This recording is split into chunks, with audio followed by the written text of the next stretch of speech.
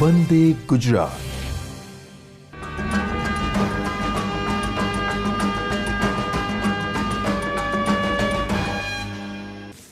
નમસ્કાર વિદ્યાર્થી મિત્રો. એનસીઆરટી સંલગ્ન કેમેસ્ટ્રી ધોરણ 11ના બીજા પ્રકરણમાં પરમાણુની સંરચના, પરમાણુનું બંધારણ, તેમાં આપણે અગાઉના એપિસોડમાં કેટલીક અગત્યની વાતો ચર્ચામાં લીધી.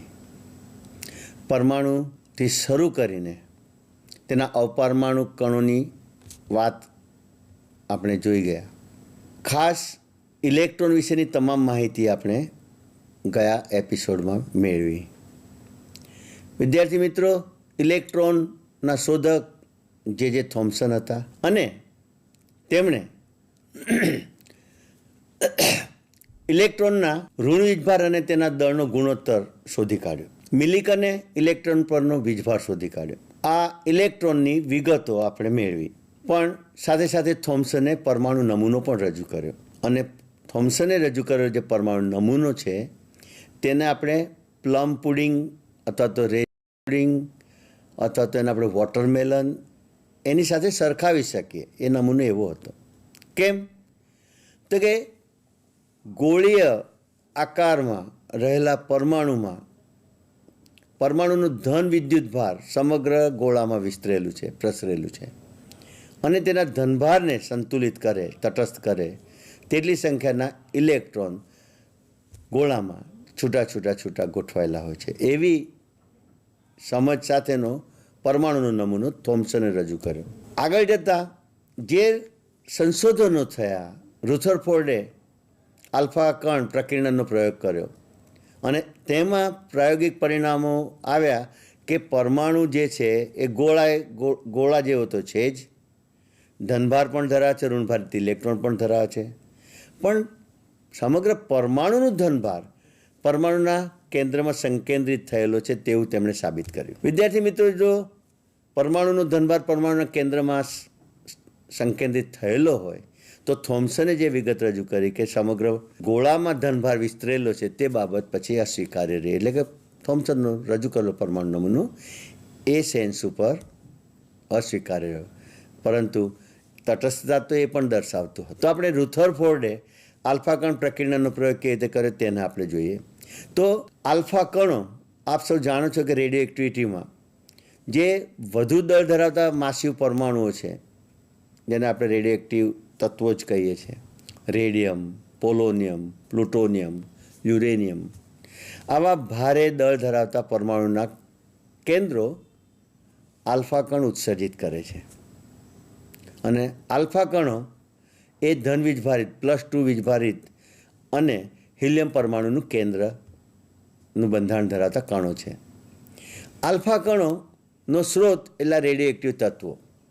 આવા સ્ત્રોતમાંથી વધુ ગતિ ધરાવતા આલ્ફા કણોનો રુથરફોર્ડે પરમાણુના બંધારણમાં તેના કેન્દ્રનું ધનભાર જે કેન્દ્રમાં સંકેન્દ્રિત થયેલો છે તે રજૂ કરવા માટે એણે એક પ્રયોગ કર્યો, જેને આલ્ફા કણ પ્રકીર્ણનનો પ્રયોગ કર્યો. એમણે શું કર્યું તો કે આલ્ફા કણના સ્ત્રોતમાંથી આલ્ફા કણની કિરણાવલી જે નીકળે એને લેડના ચેમ્બરમાંથી એક છિદ્રમાંથી આલ્ફા કણની કિરણાવલી, કારણ કે આલ્ફા કણ છે કે કેથોડ કિરણો છે જે સૌ સૂર્ય ગતિમાં જ ગતિ કરે છે. એટલે સ્ત્રોતમાંથી નીકળતા આલ્ફા કણો પેલા છિદ્રમાંથી, લેડના છિદ્રમાં જેવા બહાર આવશે કે તેઓ સીધા જ ટ્રાવેલિંગ શરૂ કરશે સીધી રેખામાં. અને હવેના માર્ગની અંદર આપણે રુથરફોર્ડે શું કર્યું તો કે 100 નેનોમીટરની જાડાઈ ધરાવતા સોનાના વરખનું એક આવરણ મૂક્યું અને આવરણની ઉપર આલ્ફા કણોનો આ મારો એમણે કર્યો. આલ્ફા કણો જે સોનાના વરખ ઉપર જાડાઈ મેં આપને કહી 100 નેનોમીટર, એ સોનાના વરખ ઉપર અથડાયા તો કેટલાક પસાર થઈ ગયા,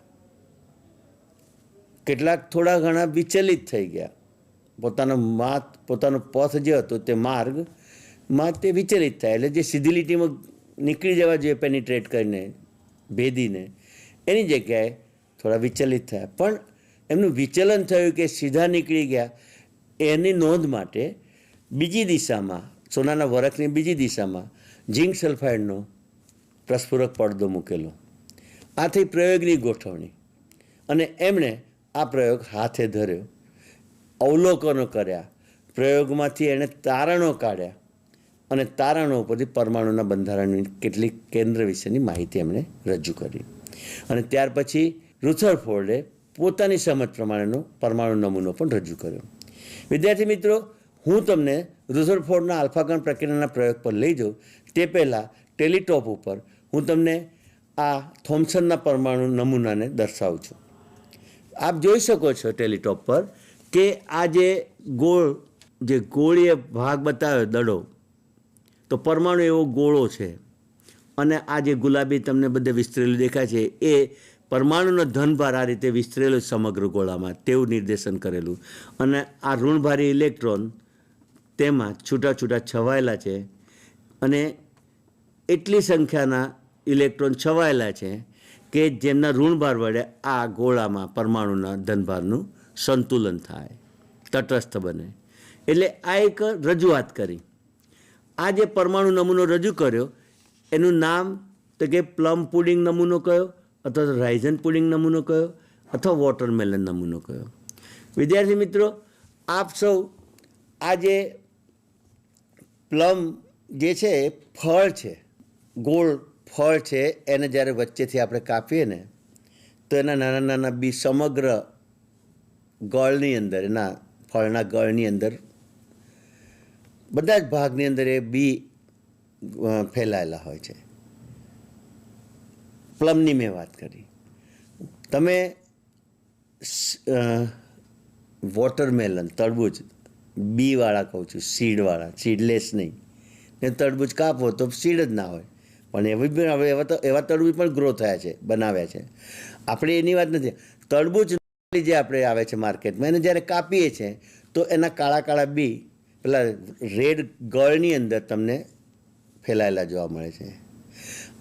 એટલે થોમ્સને જે પરમાણુ નમૂનો રજૂ કર્યો એમણે કહ્યું કે ધન વીજભારિત ક્ષેત્ર સમગ્ર ગોળામાં વિસ્તરેલું છે, અને ઋણભારિત ઇલેક્ટ્રોન તેમાં છૂટા છૂટા છૂટા ગોઠવાયેલા છે, અને ઇલેક્ટ્રોનના ઋણભાર વડે પરમાણુનો ધનભાર વિદ્યુતીય રીતે તટસ્થ બને છે. એટલે પરમાણુની તટસ્થતા તો સમજાવે જ છે, પણ આ નમૂનો અસ્વીકાર્ય કેમ રહ્યો? કારણ કે રુથરફોર્ડની મેં વાત આપને કરી, અને રુથરફોર્ડે આલ્ફા કણ પ્રક્રિયાનો પ્રયોગ કેવી રીતે કર્યો એની મેં તમને ચર્ચા કરી. હું તમને આલ્ફા કણ પ્રક્રિયાના પ્રયોગ માટેની જે આપણા પાઠ્યપુસ્તકમાં જે વિગત આપી છે એ ટેલિટોપ પર મૂકીને હું તમને દર્શાવવા માગું છું. વિદ્યાર્થી મિત્રો, તમારી સામે આપણા પાઠ્યપુસ્તકમાં આ ફિગર જે આપેલી છે પેજ નંબર 31 ઉપર, એ મેં તમારી સામે રજૂ કરી છે. આ મેસેજ વધારે બ્રોડ કર્યું છે. જો વિદ્યાર્થી મિત્રો, આ આલ્ફા કણોનો સ્ત્રોત છે. મીન્સ રેડિયમ ધાતુ હશે કે પ્લુટોનિયમ ધાતુ હશે, આ તત્વોના પરમાણુ કેન્દ્ર સતત આલ્ફા કણ ઉત્સર્જિત કરતા હોય છે. એટલે અહીંથી આલ્ફા કણોનો સ્ત્રોત બહાર આવ્યો. વાસ્તવમાં આ આલ્ફા કણોની જે દિશા બતાવી છે તો સ્ત્રોતમાંથી આ જ દિશામાં હોય એવું નહીં, બધી દિશામાં ફેલાતા હોય. પણ આપણે તો આ સ્લીટમાંથી, લેડની સ્લીટમાંથી, છિદ્રમાંથી બહાર કાઢવાના છે, તો આલ્ફા કણોની કિરણાવલી જે સુરેખ બને એની જરૂર છે. એટલે આ આલ્ફા કણોનો મારો આ છિદ્રમાંથી સુરેખ દિશામાં આગળ વધ્યો. આ જે પીળા રંગની સોનાનું વરખ જેને કહેવાય, સોનાની પાતળું વરખ, જેની દિવાલની જાડાઈ 100 નેનોમીટર જેટલી રાખેલી, તો માર્ગમાં, આલ્ફા કણોના માર્ગમાં આ સોનાનું વરખ છે. તો આ આલ્ફા કણો જે આ વરખ ઉપર અથડાયા તો જે આ દેખાય છે ને, આ બીમ સીધું જ સામે જતું રહે છે. એટલે મેજોરિટી ઓફ ધ આલ્ફા કણ they already passed out the strip of the gold 100 nanometer thickness, પસાર થઈ ગયા. પણ થોડા ઘણા આ તમને તૂટક રેખામાં 1 2 3 4 આમ બહુ ઓછી સંખ્યાના તમને આ સીધા માર્ગે ન જનારા આલ્ફા કણોનું વિચલન થઈને ક્યાં અથડાયા છે તેની દિશા બતાવી છે. આ છે પ્રયોગ. એ પ્રયોગને વધુ સારી રીતે અહીંયા પ્રદર્શિત કર્યું કે તમને આ ફિગરની અંદર આપણા એ જ પેજ ઉપર જે ફિગર છે એ ફિગરની અંદર આપણને સીધી લીટી આલ્ફા કણોની દિશા દર્શાવેલી છે, એનો પથ. આલ્ફા કણોનો પુંજ, જથ્થો, કિરણાવલી, આ બ્લુ જે છે પરમાણુઓ છે એ સોનાના પરમાણુઓ છે. તો આપણે કોઈ પણ ધાતુને નક્કર અને ઠોસ આપણી નજરે જોઈએ છે, હકીકતમાં તેના પરમાણુ વચ્ચે આવું અંતર હોય છે, થોડું ડિસ્ટન્સ હોય છે. તો તમે જોઈ શકો છો કે આલ્ફા કણો જો પસાર થઈ ગયેલા, આ અહીંથી પસાર થનારો આલ્ફા કણ થોડુંક વિચલિત થયું, આ જગ્યાથી આલ્ફા કણ જે નીકળ્યું તે થોડું વિચલિત થયું, પણ મોટાભાગના તો પસાર થઈ ગયા. તો આ પ્રયોગની અંદર વિદ્યાર્થી મિત્રો એવું જોવા મળ્યું કે 20,000 આલ્ફા કણો જ્યારે એનો મારો કર્યો તો મોટાભાગના પસાર થઈ ગયા, કારણ કે પાછળ ઝિંક સલ્ફાઇડની ફિલ્મ હતી જ, પ્રસ્ફુરક પડદો, એના ઉપર તેની નોંધણી થઈ ગઈ. Very rare of the alpha particles deflected, વિચલિત થયા માર્ગમાંથી. એટલે રુથરફોર્ડે એવું કહ્યું કે પરમાણુનો કોઈક એવો ભાગ હશે જે ધનભારિત હશે, તેના કારણે જ આ ધનભારિત આલ્ફા કણો ત્યાં આગળ થોડાક અપાકર્ષિત થઈને એના પથનો માર્ગ એમણે બદલ્યો. 20,000 આલ્ફા કણો પૈકી માત્ર એક આલ્ફા કણ એવું મળ્યું કે જે પસાર ન થયું, વિચલિત પણ ન થયું.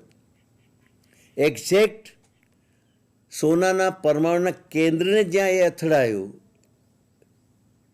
અને 90 એંગલથી અથડાયું, પરિણામે એ જ દિશામાં તેનું પરાવર્તન થયું, પાછું ફર્યું. તમે વિદ્યાર્થી મિત્રો, આપણે હાથમાં ટેનિસ બોલ હોય રમતા રમતા તો આમ ટેવ છે, આપણે નીચે અફાળીએ પાછો કેચ કે પણ આપણે 90 જ અથાડીએ તો જ આપણે તે જ દિશામાં પાછા હોય.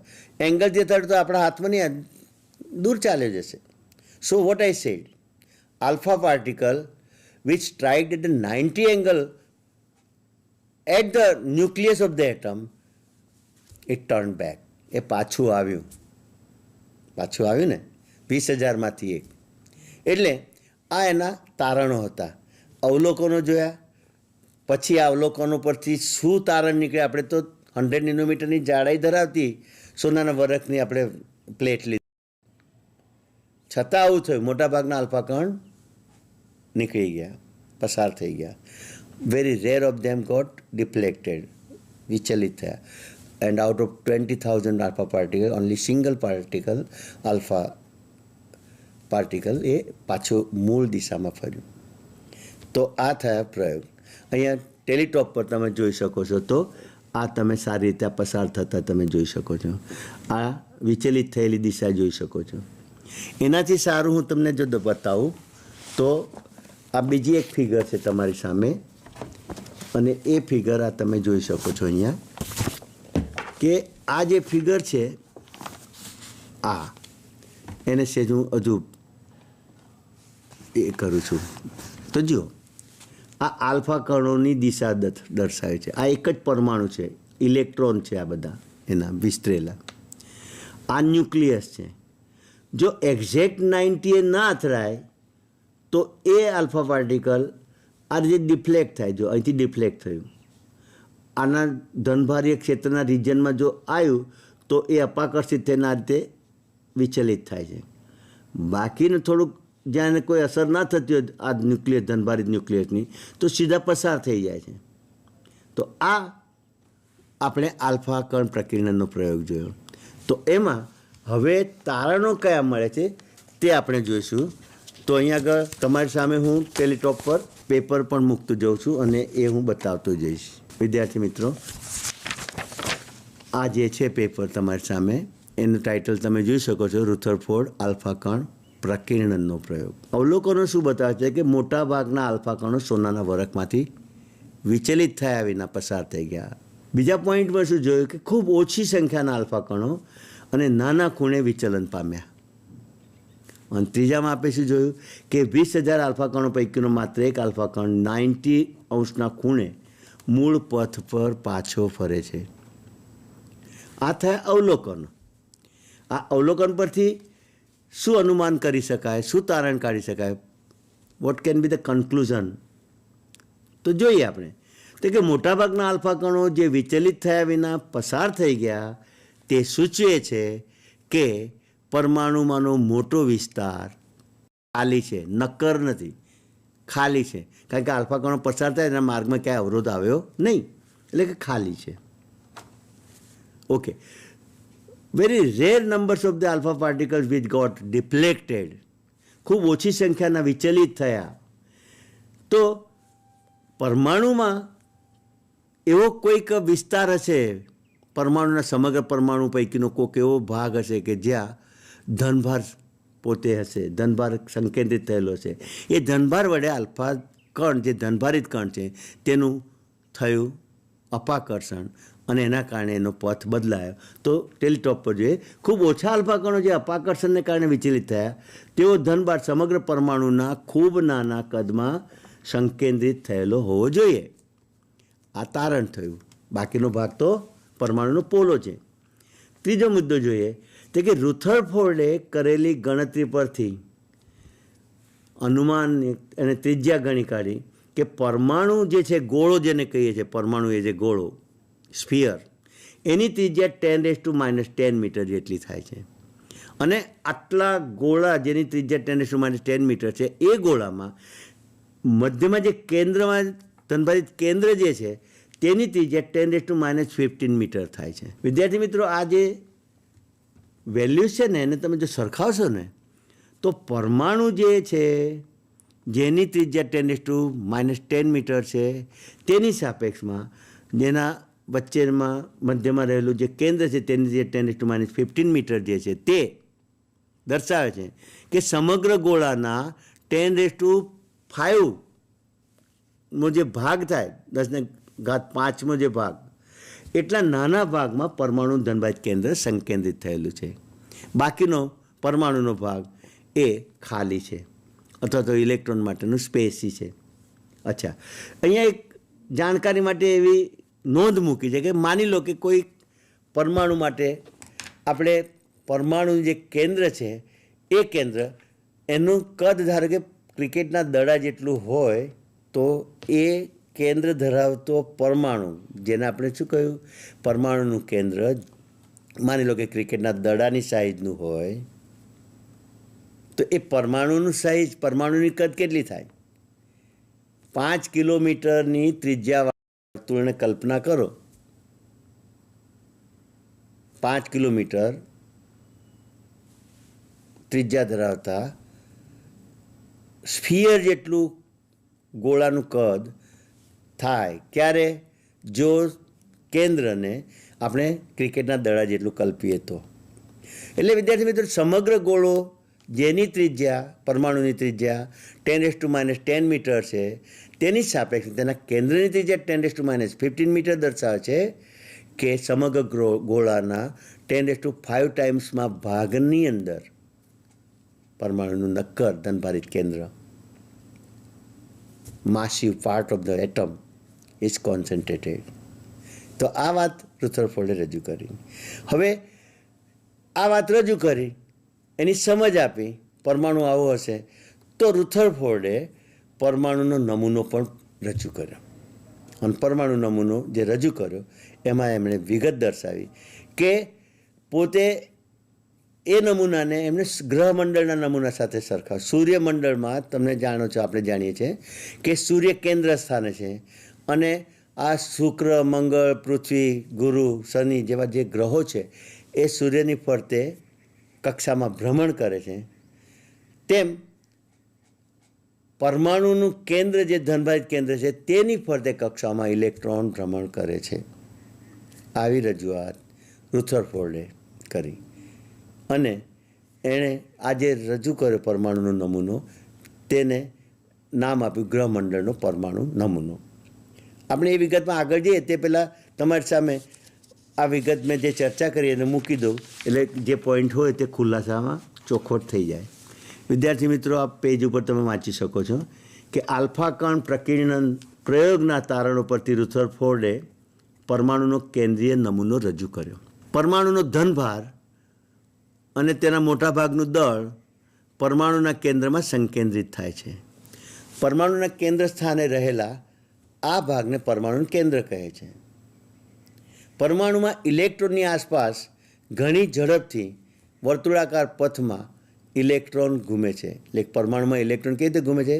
તો કેન્દ્રની આસપાસ વર્તુળાકાર પથમાં ઘૂમે છે, જેને કક્ષાઓ કહી. પરમાણુ કેન્દ્રને સૂર્ય સાથે અને કેન્દ્રને ફરતે ઘૂમતા ઇલેક્ટ્રોનને ગ્રહો સાથે તેમણે સરખાવ્યા. ઋણ વીજભારિત ઇલેક્ટ્રોન પરમાણુના ધન વીજભારિત કેન્દ્ર સાથે સ્થિર વિદ્યુતીય આકર્ષણથી જોડાયેલા હોય છે. પરમાણુનો રુથરફોર્ડે રજૂ કરેલો નમૂનો ગ્રહમંડળનો નમૂનો કહેવાયો. તો આ વાત થઈ ગ્રહમંડળના નમૂનાની. વિદ્યાર્થી મિત્રો, ત્યાર પછી આપણે જોઈએ કે પરમાણુ કેવો હશે સ્ફિયરમાં. ગોળો પરમાણુ, જેને ગોળા તરીકે કલ્પીએ છીએ, તે કેવો હશે? રુથરફોર્ડે ચોખ્ખું કહ્યું કે ગોળ દડા જેવું છે, સ્ફિયર જેવું છે. કેન્દ્ર ખૂબ નાના ભાગમાં સંકેન્દ્રિત છે. તેના ઇલેક્ટ્રોન પરમાણુ કેન્દ્રની કક્ષાઓમાં વર્તુળાકાર માર્ગે ગતિ કરે છે, ભ્રમણ કરે છે. એ વાત પણ કહી.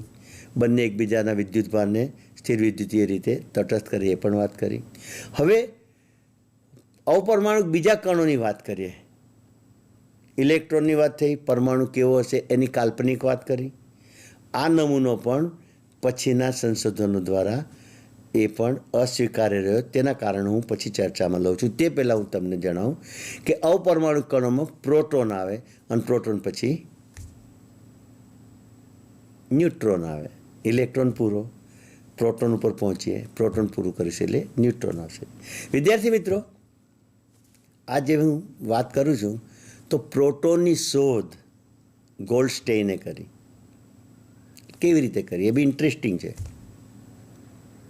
વાત ફરીથી આપણે વિદ્યુત વિભાર નળી પર જવાની છે. કાચની પારદર્શક ગ્લાસ ટ્યુબમાં બે ઇલેક્ટ્રોડને જોડેલા છે, સારી રીતે સેટ કરેલા છે, અને અંદર વાયુ ભરીએ કે ના ભરીએ. વાયુ જો ભરવામાં આવે તો ખૂબ ઓછા જથ્થાનું, ખૂબ નીચા દબાણે ભરવાનું, પણ વિદ્યુત જે પસાર કરે તે હાઈ વોલ્ટેજ પસાર કરવાનું. ઊંચા વોલ્ટેજના વિદ્યુત પ્રવાહને જેવા દાખલ કરીશું તો જે આગળ ચર્ચા કરી કે કેથોડ પરથી કેથોડ કિરણની કિરણાવલી આપોઆપ શરૂ થઈ નીકળવાની. પોતે ઋણભારિત વીજભારિત હોવાથી એનોડ તરફ જવા માંડશે, જવા લાગ્યા. તમને ખબર છે કે કેથોડ કિરણના મૂળભૂત કણને આપણે ઇલેક્ટ્રોન કહ્યું. આ જે કિરણાવલી છે ખૂબ ભારે વેગથી ગતિ કરે છે. હવે જે વાયુ આપણે વિભાર નળીમાં ભર્યો છે, આ કણો, કેથોડ કણો, ઇલેક્ટ્રોન જે હાઈલી વેગમાનમાં છે, તેઓ વાયુના અણુને અથડાય છે. એટલા ફોર્સથી અથડાય છે કે વાયુના અણુ પણ પોતાના ઇલેક્ટ્રોન ગુમાવે છે. વાસ્તવમાં વાયુના અણુ વીજભારથી તટસ્થ હતા. જેવો અથડામણ થયું ઇલેક્ટ્રોનનું તેની ઉપર, વાયુના અણુમાંથી પણ ઇલેક્ટ્રોન દૂર થયા. અણુમાંથી ઇલેક્ટ્રોન દૂર થાય કે પરમાણુમાંથી ઇલેક્ટ્રોન દૂર થાય તો તે ઘટક ત્યાર પછી તટસ્થ ન રહેતા ધનભારિત બને છે. અને ધનભારિત બને તો હવે શું થાય? હવે જો ઘટક ધનભારિત બને તો શું થાય? એનોડ થોડી આકર્ષાય, એનોડથી અપાકર્ષિત થાય. એટલે એવા ધનભારિત ઘટક કણોનો હવે પથ કેથોડની દિશામાં થાય છે, એનોડથી કેથોડની દિશામાં થાય છે. આ વાત તમારે સમજવાની છે. અહીંયા આગળ જે ધનભારિત કણોની કિરણાવલી જે છે, જેને કેનાલ કિરણો કહ્યા, એ કેનાલ કિરણો ઉત્પન્ન કરવામાં આવ્યા, કોઈ સ્ત્રોતમાંથી નથી નીકળતા. કેવી રીતે બન્યા? તો કે સામાન્ય રીતે કેથોડ કિરણની કિરણાવલીના જે ઇલેક્ટ્રોન હતા, ખૂબ ઊંચા વેગમાનમાં હતા, તેઓ વાયુના અણુઓને અથડાયા. અથડાવાથી વાયુના અણુઓએ પોતાના ઇલેક્ટ્રોન ગુમાવીને ધનભારિત સ્થિતિમાં ફેરવાયા. આવા ધનભારિત વાયુના ઘટક કણો પોતે ધનભારિત થયા, માટે એનોડથી અપાકર્ષિત થવાને કારણે અને કેથોડથી આકર્ષાવાને કારણે તેમના વહનની દિશા પેલા કેથોડ કિરણોની સાપેક્ષમાં વિરુદ્ધ દિશામાં થઈ. તો આ રીતે ધનભારીય કણો ઉત્પન્ન થયા. વિદ્યાર્થી મિત્રો, જે થોમ્સને જે પ્રયોગ કર્યો હતો એમાં કેથોડ કિરણો માટે, કેથોડના મૂળભૂત કણો માટે તેમનો વીજભાર અને તેના દળનો ગુણોત્તર 1.76 10^11 કુલમ કેજી ઇન્વર્સ, આ જે વેલ્યુ મેળવી હતી એના માટે કહ્યું હતું કે અચળાંક છે, that is the constant value. ઇલેક્ટ્રોનનો ઉદ્ભવ એટલે કે કેથોડ કિરણોનો ઉદ્ભવ વાયુ જે લીધો વિભાર નળીમાં તેના દ્વારા થાય કે ખુદ જે આપણે વિદ્યુત ધ્રુવ લીધો છે મેટલ, એના પરમાણુમાંથી ઇલેક્ટ્રોનનો પ્રવાહ નીકળે કેથોડ કિરણ રૂપે. તો એ ઇલેક્ટ્રોનનો જે સ્ત્રોત છે, એટલે કે ઇલેક્ટ્રોનનું જે ઉત્પાદન છે એ એના મૂળભૂત સ્ત્રોત ઉપર ક્યાંય અવલંબિત નથી. કોઈ પણ સ્ત્રોત હોય, પણ ઇલેક્ટ્રોન કેથોડ કિરણ જે નીકળ્યા તેના એકમ કણ માટે E/mની વેલ્યુ આપણને અચળ મળે છે. માટે જ ઇલેક્ટ્રોનને આપણે સાર્વત્રિક કણ તરીકે સ્વીકાર્યું છે. હું શબ્દ વાપરું સાર્વત્રિક કણ. આ ધનભારિત કણ આપણે ઉત્પન્ન કર્યા, તો ધનભારિત કણ કેવી રીતે ઉત્પન્ન કર્યા? તો કે પહેલાં કેથોડ કિરણોના ઇલેક્ટ્રોન વાયુના અણુઓને જોરદાર અથડાયા, એવા અથડાયા કે આ અણુઓએ પોતાના ઇલેક્ટ્રોન ગુમાવીને પોતે ધનભારમાં રૂપાંતરિત થયા. એવા વાયુરૂપ અણુઓ જે ધનભારી આયન બન્યા, તેઓ હવે એનું ટ્રાવેલિંગ શરૂ થયું ફ્રોમ એનોડ ટુ કેથોડ, અને આ જે છે એ કિરણોનું નામ આપ્યું કેથોડ કિરણો. તો વિદ્યાર્થી મિત્રો, આ જે વાતની મેં તમારી સામે સ્પષ્ટતા કરી, તો પેલો જે કેનાલ કિરણ જે ધનભારિત કણ છે, તો એ કણનું દળ કેટલું, how much is the mass, all right. એ કણ ઉપર વીજભારનું ક્ષેત્ર કેટલું, ધનભાર કેટલો, કેટલા એકમ. આ બે બાબતોના માટે હું ક્લિયર કરું કે જે પ્રકારનો વાયુ ભર્યો હોય તેના જ અણુમાંના બનેલા પરમાણુઓનું ધનભારીય ઘટક કણમાં રૂપાંતરણ થયું હોય. હાઇડ્રોજન વાયુ ભરું તો અણુમાંથી બે પરમાણુ હાઇડ્રોજન બને, અને પછી તેના ઇલેક્ટ્રોન ઉત્સર્જિત થયા પછી એનું જે કેન્દ્ર રહે, તો એ જે કેનાલ કિરણો રૂપે કિરણાવલી મળશે ને, તો આપણને પ્રોટોનની કિરણાવલી મળશે. અને સૌથી ઓછું દળ ધરાવતું અને સૌથી ઓછો એકમ વીજભાર ધનભાર ધરાવતું જો કોઈ કણ હોય તો તે પ્રોટોન છે. And it is the nucleus of hydrogen atom. Hydrogen વાયુ ભરો અને આ જે કિરણાવલી મળે ધનભારિત કણોની, તો એ પ્રોટોનની કિરણાવલી મળે. જો હિલિયમ વાયુ ભરીએ તો હિલિયમ પરમાણુઓમાંથી એના કક્ષાના બે ઇલેક્ટ્રોન ઉત્સર્જિત થયા પછી જે કેન્દ્ર રહેશે, જેનું દળ 4 છે, તેના કેન્દ્રમાં પ્રોટોનની સંખ્યા 2 છે, પણ ઇલેક્ટ્રોન નથી. એવું હિલિયમનું ન્યુક્લિયસ જે +2 વીજભારિત છે, એને આપણે આલ્ફા કણો કહીએ. તો આપણને ધનભારિત કણોની જ કિરણાવલી મળી, પણ એનું બંધારણ પ્રોટોન નથી, એ હિલિયમનું કેન્દ્ર એટલે કે આલ્ફા કણ થઈ ગયું. આવા જો વાયુ બદલવામાં આવે તો કેનાલ કિરણોના જે એકમ ઘટક કણો મળશે તેનું બંધારણ અને તેના વીજભારમાં પણ ફેરફાર થાય છે. એટલે એમાં કોઈ એક સાતત્યતા નથી. જ્યારે કેથોડ કિરણોમાં એના એકમ ઘટક કણો ઇલેક્ટ્રોન જ છે, એ ગમે ત્યાંથી મુક્ત થયા હોય, એનો સ્ત્રોત ગમે તે હોય, પણ આ કેથોડ કિરણો ક્યારે એના સ્ત્રોત ઉપર અવલંબિત નથી, જ્યારે ધનભારીય કિરણો તેના સ્ત્રોત ઉપર અવલંબિત છે. જે પ્રકારનો વાયુ લીધો હોય તે પ્રકારના આપણને એની કિરણાવળી મળે.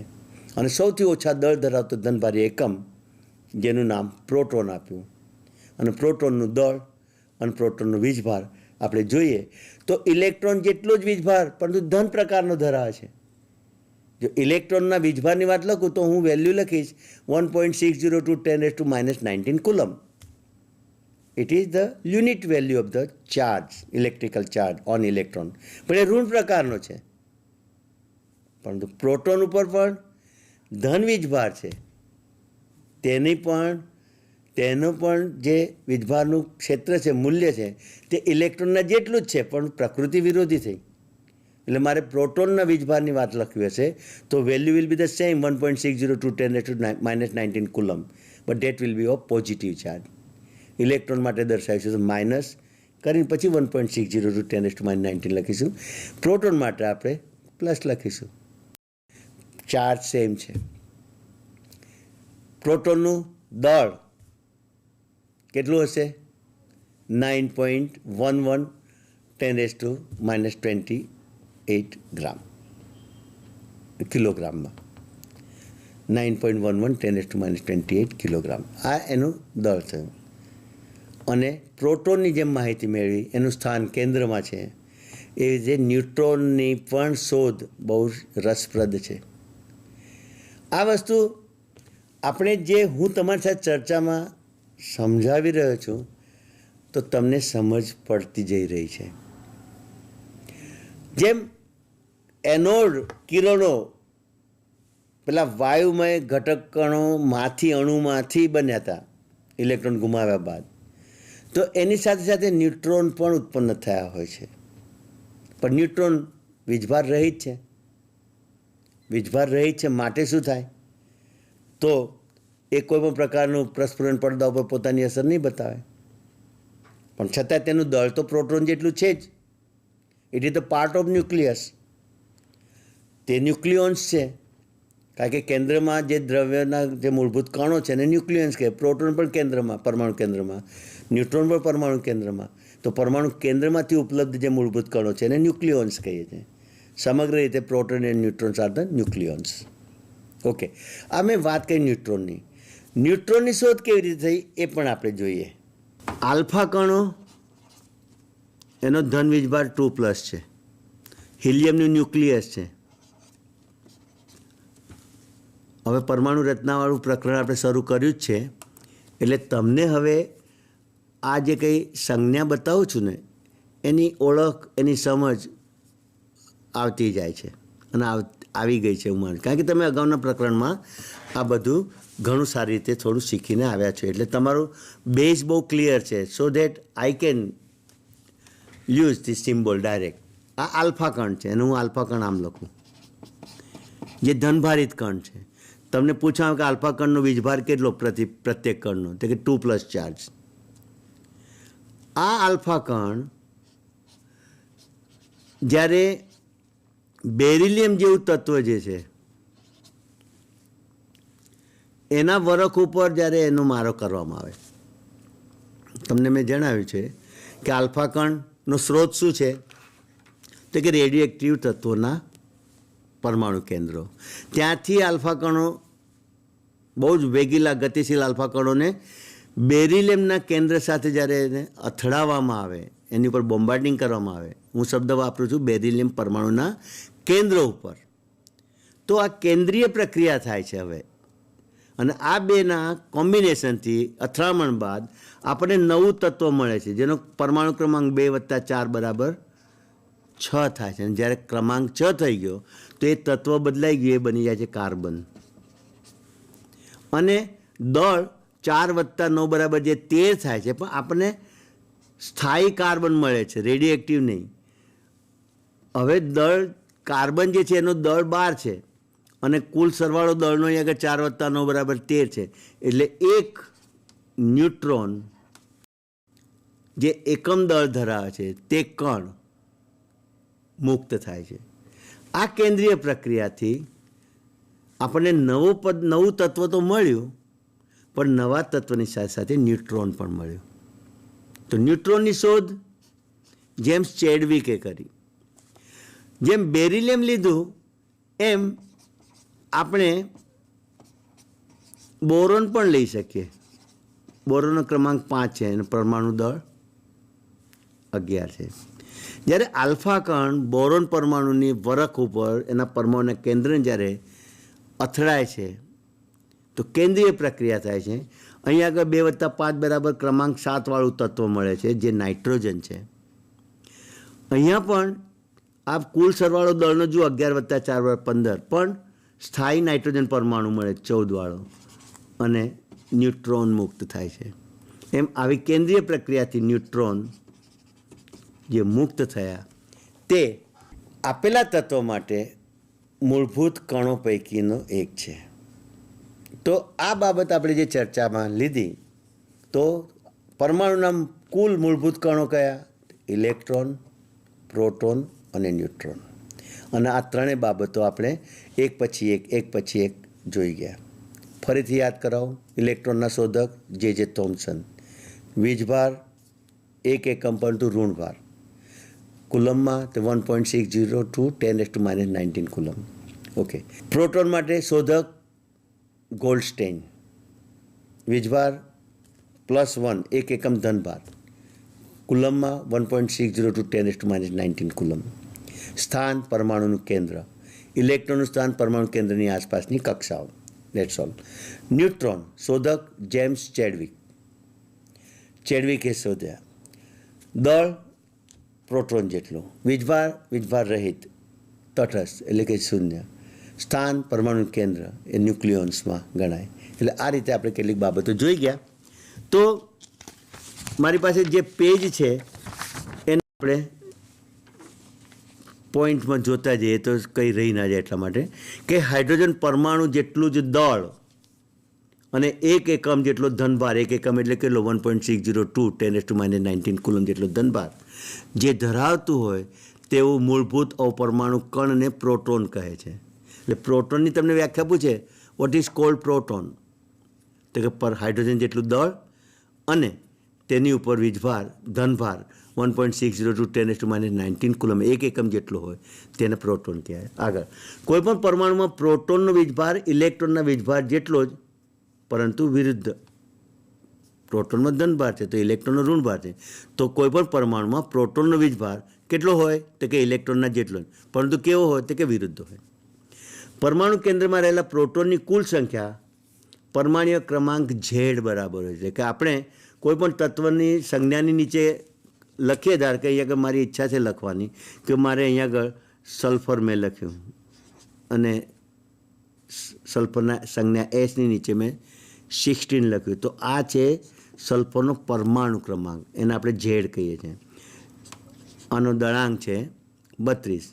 તો આ પરમાણુનો ક્રમાંક ઝેડ કોના વડે નક્કી થાય? તો કે પરમાણુ કેન્દ્રમાં રહેલા કુલ પ્રોટોનની સંખ્યા વડે. અને દળાંક જે છે એ દળાંક બરાબર કેન્દ્રમાં રહેલા પ્રોટોન અને ન્યુટ્રોનનો સરવાળો છે. એટલે આ એક બાબત તમારી પાસે મેં સ્પષ્ટતા કરી, તમે આ બાબતથી વાકેફ છો. વોટ ઇઝ કોલ્ડ એટોમિક માસ?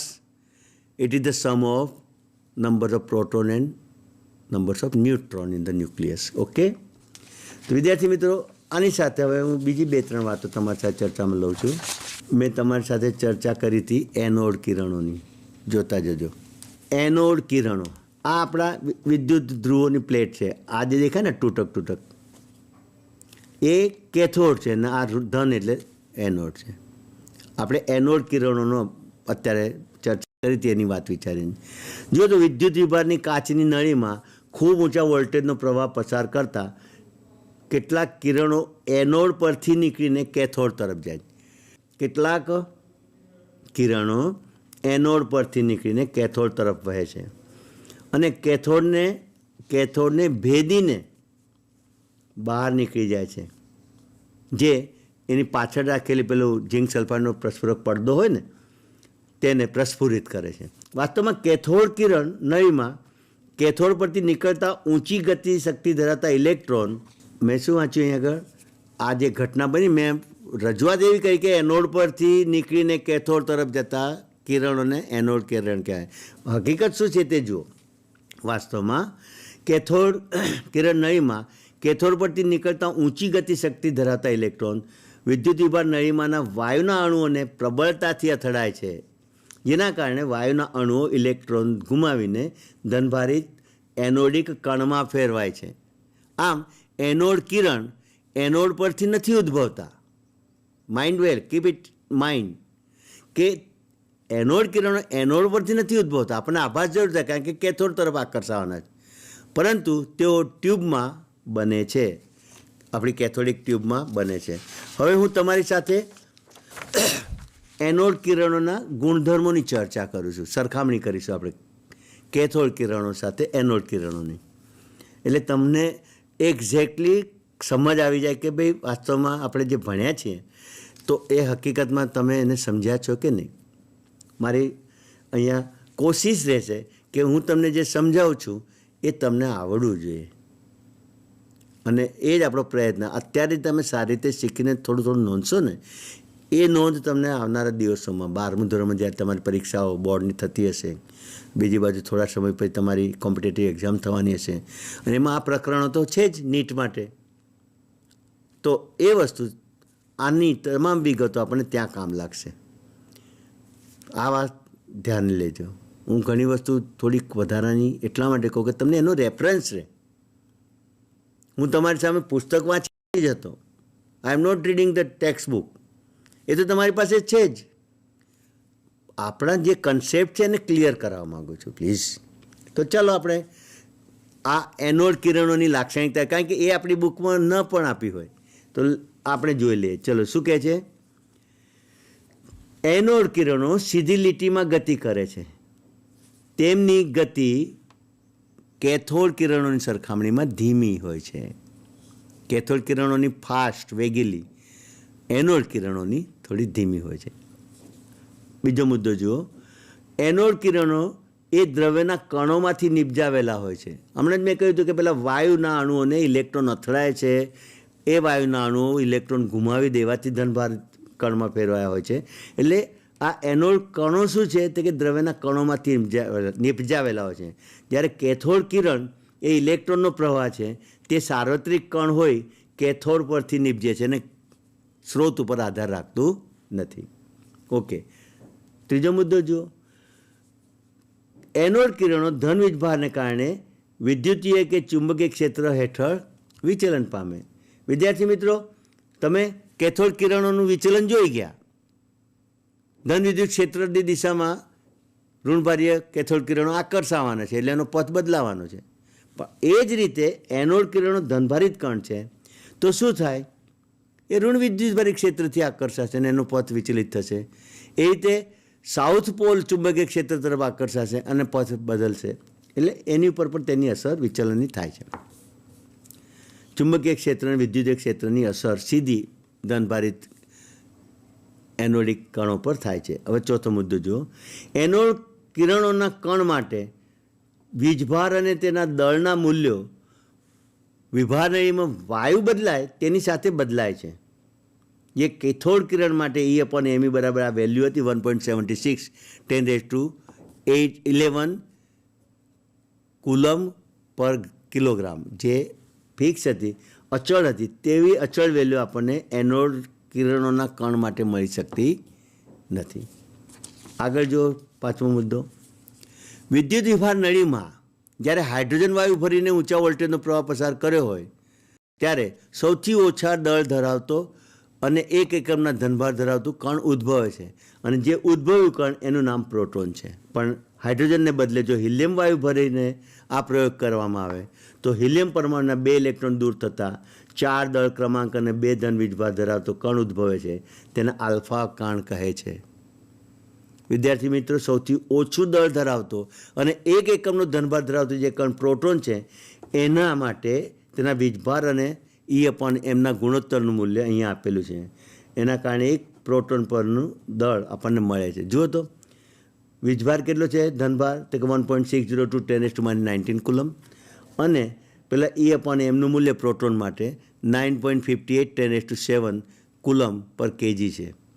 આ બેનું સાદુરૂપ આપે તો આપણને આટલા કિલોગ્રામ, 1.672 10⁻27 કિલોગ્રામ. અગાઉ મેં એનું દળ કહ્યું હશે, મને ડાઉટ છે કે મેં કદાચ -28 કહ્યું, પણ વાસ્તવમાં કેટલું છે? 1.672 10⁻27 કિલોગ્રામ. આ તમારે યાદ રાખવાની વસ્તુ છે. એવી જ રીતે આપણે આગળ નીકળીએ ધીમે ધીમે, ન્યુટ્રોનની વાત કરીએ. ન્યુટ્રોન તો જેમ્સ ચેડવિક જે હતા તેમણે ખૂબ ગતિશીલ આલ્ફા કણોનો મારો બેરિલિયમ કે બોરોન જેવા હલકા તત્વના પાતળા વરખ ઉપર ચલાવીને નવા પ્રકારના કણની ઉત્પત્તિ તેમણે કરી. આ કણો વિદ્યુતભાર રહિત પરંતુ લગભગ પ્રોટોન જેટલું જ દળ ધરાવતા કણ હતા અને તેનું નામ એમણે શું આપ્યું? ન્યુટ્રોન આપ્યું. So you can read and note down name of the scientist who discovered neutron is James Chadwick. શું કહ્યું? તો કે આલ્ફા કણોનો મારો બેરિલિયમ અથવા તો બોરોન જેવા હલકા પરમાણુના વરખ ઉપરથી કર્યો, કારણ કે એમનું દળ હલકું છે. અને જ્યારે આલ્ફા કણો તેના કેન્દ્ર સાથે અથડાયા તો કેન્દ્રીય પ્રક્રિયા થઈ. બેના કોમ્બિનેશનથી, બેના અથડામણથી નવું તત્વ બન્યું. બેરિલિયમ સાથે પ્રક્રિયા થઈ કેન્દ્રીય, તો કાર્બન મળ્યું અને ન્યુટ્રોન મુક્ત થયો. આલ્ફા કણની પ્રક્રિયા બોરોનના કેન્દ્ર સાથે થઈ તો નાઇટ્રોજન સાથે ન્યુટ્રોન મળ્યું. આ રીતે ન્યુટ્રોનની શોધ, એની સાથે નામ કોનું જોડાયું? જેમ્સ ચેડવિક. ઇલેક્ટ્રોન, પ્રોટોન અને ન્યુટ્રોન માટે હવે 2-3 વિગતો આપણે સરખામણીની કરીએ કે જે તમારે હંમેશા કામમાં આવવાની છે, યાદ રાખવાની છે. તો તે વીજભાર, દળ, સ્થાન. દળ કિલોગ્રામ કે ગ્રામ એકમમાં, કિલોગ્રામ કે ગ્રામ એકમમાં, અને ઘણી વખતે એટોમિક માસ યુનિટમાં પણ એનું દળ પૂછવામાં આવે છે. તો આપણે આ બધા મૂલ્યોને યાદ જ રાખવા પડે, કારણ કે એ બદલાવાના નથી ને આપણે પૂછવાના જ છે. પૂછે ક્યારે પૂછે, કેવી રીતે પૂછે, ક્યાંક ને ક્યાંક એ ઉપયોગમાં આવવાના છે. So that you remember the values, you note down the values. તો એ મેં ટેલિટોપ પર મૂક્યું છે. એ જે મેં મૂક્યું છે તો તમે જુઓ પ્લીઝ ઓન ટેલિટોપ કે મેં ઇલેક્ટ્રોન, પ્રોટોન અને ન્યુટ્રોનની વિગતો મૂકી છે. કેવી સરસ ટૂંકી નોંધ કરી છે, જોઈ? ઇલેક્ટ્રોન સિમ્બોલ તો કે ઈ, શોધક જે થોમ્સન, તેના પરનો વીજભાર તો કે ઋણ સંજ્ઞા છે, માઇનસ છે. 2 ટપકા કરીને નથી કર્યું મેં, પણ એ માઇનસ છે. This is a minus charge, ઋણ વિદ્યુતભાર. કેટલો? તો 1.60 × 10⁻19 કુલમ. તેને 1 એકમ ઋણભાર કહ્યો. ઓકે. દળ કેટલું? 9.11 અથવા 9.109 10⁻31 કિલોગ્રામ, અથવા એટોમિક માસ યુનિટમાં 0.000548, એટલે કે 0.0055 પણ દર્શાવાય છે. આપણે આગળ જઈએ તો 548 થયું. તો યાદ રાખજો 0.0005 કે 0.000548 atomic mass unit is the mass in unit of 1 electron. એક ઇલેક્ટ્રોનનું યુનિટ માસ કેટલું થાય તો કે 0.000548. Is that clear? પ્રોટોન વિશે જુઓ તો પ્રોટોનના શોધક ગોલ્ડસ્ટેઇન. ધન વીજભાર કેટલો? તો કે ઇલેક્ટ્રોન જેટલો જ, 1.60 × 10⁻19 કુલમ. પણ એની પ્રકૃતિ છે પ્લસ. એ પણ 1 એકમ ધનભાર થયો, 1 એકમ જ વીજભાર થયો. સારું. પ્રોટોનનું દળ 1.6726 10⁻27 કિલોગ્રામ. એટોમિક માસ યુનિટમાં તે કે 1. જો 1 એકમ જ થયો પ્રોટોનનો, આપણે પરમાણુ ભાર ગણતા હોય તો પ્રોટોન, ન્યુટ્રોન માટે 1 એકમ જ લઈ લીધો છે, પૂર્ણ ગણી લીધું. અહીંયા જો દળ કેટલું છે તો કે ગ્રામની અંદર, કિલોગ્રામની અંદર 1.672 10⁻27 કિલોગ્રામ. તો એટોમિક માસ યુનિટમાં 1.00727 એટોમિક માસ યુનિટ. એની સરખામણી ન્યુટ્રોન સાથે કરો તો 1.00866, આ જે છે ને વેલ્યુ 1.00866 એટોમિક માસ યુનિટ. આ બેને તમારે યાદ રાખવાના. સારું. કિલોગ્રામમાં પ્રોટોન કેટલું છે દળ? 1.672 10⁻27 કિલોગ્રામ.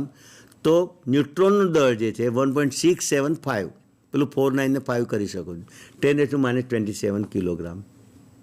ઓકે. આ બંને મૂળભૂત કણોના સ્થાન, પ્રોટોન, ન્યુટ્રોનના સ્થાન પરમાણુનું કેન્દ્ર હોવાથી તેમને આપણે શું કહીએ છીએ? ન્યુક્લિયોન્સ કહીએ છીએ. તો આ તમારી સામે મેં નોંધ આપી છે, છેદ નજર કરી લો તો તમને એની વિગત વધુ ક્લિયર થાય. લખતા હોય તો તમને લખવાનો બી ટાઈમ મળી શકે, અને આપણી પાઠ્યપુસ્તકમાં પણ એને કોઠા સાથે દર્શાવેલ છે. તો આ વાત થઈ આ મૂળભૂત કણોની. જો આપણા પાઠ્યપુસ્તકમાં વસ્તુ આપેલી જ છે, પણ આપણે જે સમજ્યા છીએ તે અહીં આગળ એની પ્રતીતિ એને આપણને એનો મહાવરો થવો જ જોઈએ કે આપણને આવડે છે એવું. બ્રોમિન માટે સંજ્ઞાની નીચેના સ્થાને જે લખીએ એને ક્રમાંક અને ઉપરના સ્થાને લખીએ એને દળાંક કહેવાય. તો પરમાણુનો દળાંક 80 છે, ક્રમાંક 35 છે. પૂછ્યું છે કે આ જે સિમ્બોલ આપ્યું છે તે તત્વોમાં પ્રોટોન, ઇલેક્ટ્રોન અને ન્યુટ્રોનની સંખ્યા કેટલી? વિદ્યાર્થી મિત્રો, એ તો તમને ખબર છે કે જે ક્રમાંક છે એના પર પ્રોટોન અને ઇલેક્ટ્રોનની સંખ્યા થાય. જે 35 ક્રમ આપ્યો છે તો એ પ્રોટોન 35 થાય, ઇલેક્ટ્રોન પણ 35 થાય. ઓકે, તમને એ પણ ખબર છે કે પ્રોટોન અને ન્યુટ્રોનનો સરવાળો દળાંક એ જેટલો થાય, 80 જેટલો થાય. તો શું કરીશું? એની સંખ્યા માટે કુલ દળાંકમાંથી પ્રોટોનની સંખ્યા બાદ કરી દઈશું. કર દો. How many neutrons present in the nucleus of bromine? 45. आई बात समझ में? तो आज આપણે ગણતરી બતાવીને એ તમે પ્રેક્ટિસ માટે લઈ શકો છો. આ યુરેનિયમ જેનો ક્રમાંક 92 છે અને દળાંક 235 છે. પછી એનો સમસ્થાનિક લઈએ. સમસ્થાનિકો આપણે આગળ ભણવાના જ છીએ. ક્રમાંક 92, દળાંક 238. એમાં આપ ગણતરી કરજો તો તમને ખબર પડશે કે દળાંક શું છે. તો કે પ્રોટોન અને ન્યુટ્રોનનો સરવાળો. જેટલા પ્રોટોન છે, જેટલો ઝેડ છે ક્રમાંક, એટલી સંખ્યાના પ્રોટોન, એટલી સંખ્યાના ઇલેક્ટ્રોન. કેટલીક વખતે પરમાણુ તટસ્થ ના હોય અને વીજભારિત હોય, માઇનસ ચાર્જ પણ હોઈ શકે પરમાણુ આયનમાં હોય તો, અને ધનભારિત પણ હોઈ શકે. પણ એ ચાર્જની સાથે પછી ઇલેક્ટ્રોનની સંખ્યા પરમાણુના ક્રમાંક સાથે મેચ નહીં થાય, ઓછી વધતી થાય છે. હંમેશા પરમાણુના કેન્દ્રમાં પ્રોટોનની સંખ્યા બદલાતી નથી, કક્ષામાં ઇલેક્ટ્રોનની સંખ્યામાં વધઘટ જે રીતે પ્રક્રિયા પામે એ રીતે થતી હોય છે. તો વિદ્યાર્થી મિત્રો, આજે મેં આ બીજા એપિસોડમાં તમને તત્વના પરમાણુના મૂળભૂત તમામ કણોની સમજ આપી છે. ખૂબ સારો પ્રયત્ન કરવાનો મેં ટ્રાય કર્યો, મેં પ્રયત્ન કર્યો છે. તમને ખૂબ સમજમાં આવ્યું હશે. અને પછીના એપિસોડમાં બહુ સારા મુદ્દા, બોરનો પરમાણુ નમૂનો, આ રુથરફોર્ડનો પરમાણુ નમૂનો, ગ્રહમંડળનો જે આપણે ચર્ચામાં લીધો ને, પણ એ કેમ અસ્વીકાર વાત મેં બાકી રાખી છે એ આપણે નેક્સ્ટ એપિસોડમાં આપણે ચર્ચામાં લઈશું. So till then wait for me. હવે પછી જ્યારે મારી સાથે જોડાવ ત્યારે નોટ અને પેન સાથે રાખજો. And mind should be open. માઇન્ડથી જ આ કામ કરવાનું છે, તો રસપૂર્વક કરેલું કામ લાંબા સમય માટે મેમરીમાં રહે છે. આપે મને સાથ આપ્યો. Thank you very much. And thank you to બાયસેગ. જય હિન્દ. વંદે ગુજરાત.